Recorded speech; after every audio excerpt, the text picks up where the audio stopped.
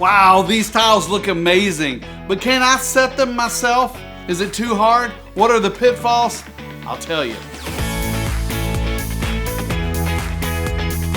Microsaics.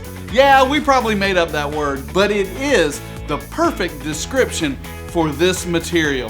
It's a beautiful blend of very small, very square stones that are mounted on a sheet very tightly in unique patterns. It comes in a line pattern and a plaid pattern, and they are amazing. If you don't know me, my name is Craig. I was a commercial tile installer for over 20 years. So I would love to help you through this Microsaic installation. It's unique, but it's not difficult. I know you can do it, so let's follow these steps together. Even if you're a do-it-yourselfer and a novice, this is not going to be difficult. So let's start from the beginning. As with any tile installation, substrate is key. If your substrate is not flat, then your tile installation will not be great. So if you need to know more about that, we've got videos on the site. Make sure your substrate is compatible with the mortar you're using, and you can move on to step 2. Step 2 for the Microsaics is picking out the right mortar. We've got plenty of mortars at tilebar.com. Trilite is my favorite. This Microsaic line are a tightly mounted together stone on a mesh. And you don't need a very big notch trowel to have a successful installation. I kind of like the 3/16 V notch or the 8x8. Both of them will give you great coverage when you have a flat substrate. Pro tip, always pull off the tile to make sure you're getting great mortar transfer between the tile and the substrate. Trowels can be subjective, so make sure you test them and then pick out the one that gives you the best results. Also, don't forget to use your beading block or a grout float to really get those things bedded in there. You want to make sure they stay for a lifetime. Since Microsaics are a natural stone, we're going to want to use a grout release or pre-seal it before we're grouting. And yes, even though there's hardly any joint, I still want you to grout this sheet.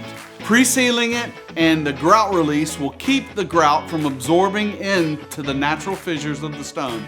So don't forget that step or your installation won't look exactly like you want it to. The next step is grouting. And this is the most common question I get with this tile.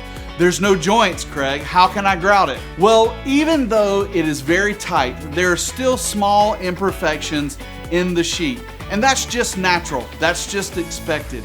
And you want to fill those imperfections with grout. I suggest using a complementary grout color so it all blends in together and it looks amazing afterwards.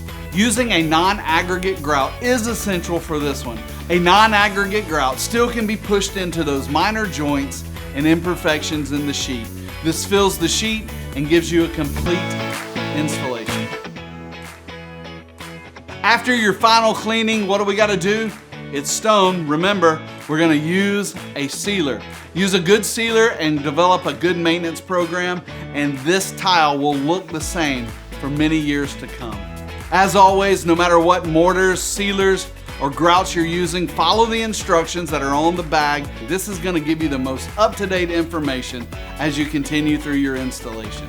Microsaic tiles are a unique way to add luxury to any project. We look forward to seeing your installation online. If you have questions, please don't hesitate to reach out.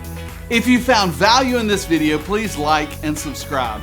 Leave a comment below. I read them all and I love hearing from you and trying to help you with your problems or just celebrating when you have a good installation. Tell me below where you would use this material if you had it. A pool, a backsplash, toilet, I don't know.